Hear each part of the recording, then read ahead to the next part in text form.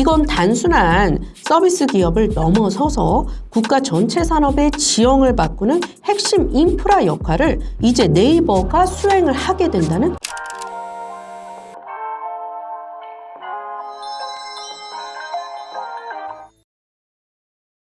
여러분 반갑습니다. 김 부장입니다. 오늘은 네이버 이야기를 좀 해보겠습니다. 사실 네이버는 그동안 주주님들 속을 참 많이 썩였던 종목이죠. 언제 가나 다른 종목들은 오르는데 왜 얘는 이 모양인가 하시는 분들 정말 많으셨던 걸로 기억을 하고 있습니다. 결론부터 말씀드리겠습니다. 곧 네이버의 새로운 이야기가 본격적으로 시작되는 초입 구간입니다. 왜 그렇게 보고 있는지 핵심 근거 3가지 딱 짚어드리겠습니다.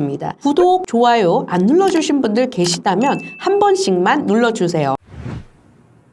자, 첫 번째는 수급입니다. 요즘 시장에서 제일 무서운 게 뭐냐면 개인이 좋다고 외칠 때 외인과 기관 투자자들은 오히려 매도를 하는 그런 종목이 참 무섭습니다. 그런데 네이버는 반대예요. 외국인과 기관이 꽤 일관되게 순매수로 지금 들어오고 있습니다. 지금 보시면 기존과는 다르게 꽤 큰 덩어리로 특히나 외국인 투자자들이 꽤 일관되게 매수가 들어오고 있다는 것을 확인을 해볼 수 있습니다. 그럴 때 개인 투자자들은 되려 네이버를 팔았지만 오히려 기술적인 차트상으로는 올라오고 있었죠. 보통 IT나 플랫폼 섹터 같은 경우에는 변동성이 크기 때문에 기관 투자자들이 들어오더라도 짧게 치고 빠지는 그런 경우가 많은데, 그런데 지금처럼 기관과 외인이 긴 호흡으로 연속성 있게 물량을 확보하는 모습은 시장에서 매우 조금 이례적인 그런 시그널이다, 이렇게 볼 수 있겠습니다. 이런 경우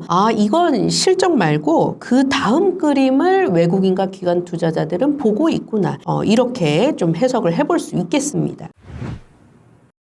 두 번째는 중동발 사업 확장성입니다. 지금 사우디와 UAE 같은 그런 중동 국가들은 탈석유 시대를 대비를 해서 IT와 AI 인프라에 말 그대로 국부를 완전히 쏟아붓고 있습니다. 그 움직임이 얼마나 필사적인지 아십니까? UAE 같은 경우에는요, 아예 정부 부처에 디지털청을 신설을 했고요. 2031년에 AI 리더 국가로 거듭나기 위해서 국영투자사 MGX까지 설립을 해서 반도체와 AI에 아주 천문학적인 자금을 현재 투입을 하고 있는 상태입니다.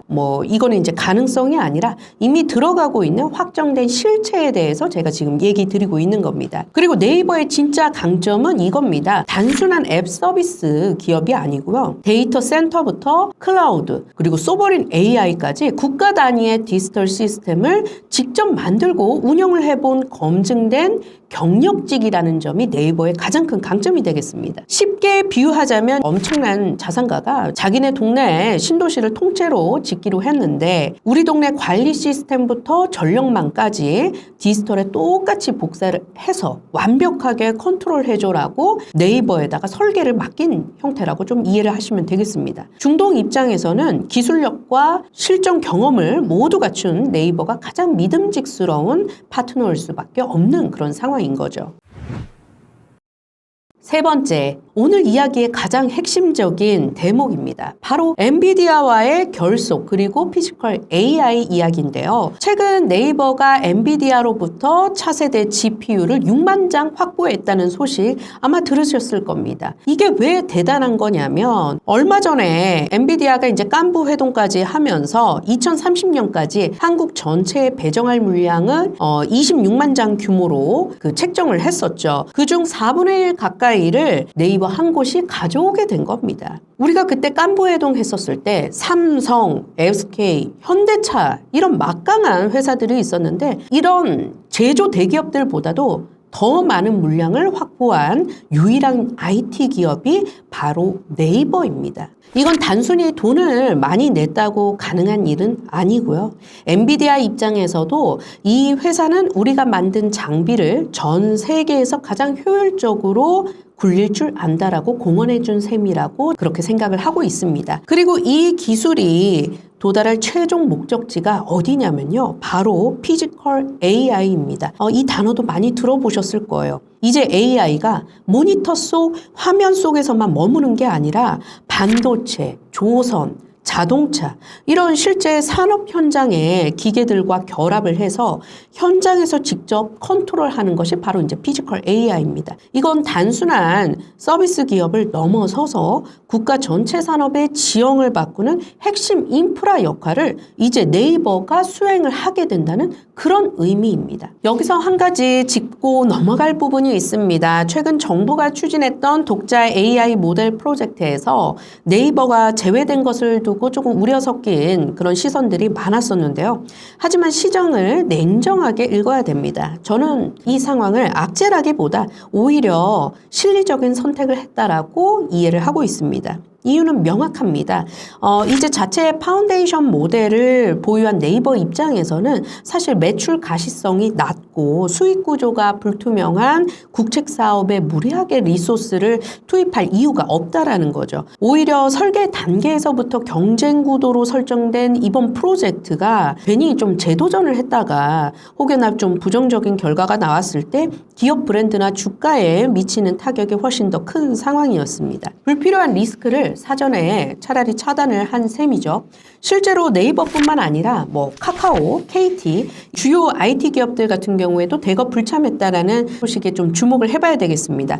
결론적으로 네이버는 실익이 적은 소모전에서 빠져나와서 중동 수주라든지 엔비디아와의 그런 파트너십 같은 진짜 수익이 나는 실전 무대에 집중을 하기로 한 겁니다. 이제 차트 보겠습니다. 기술적으로 보면 28만 원, 29만 원 이 구간이 굉장히 중요합니다.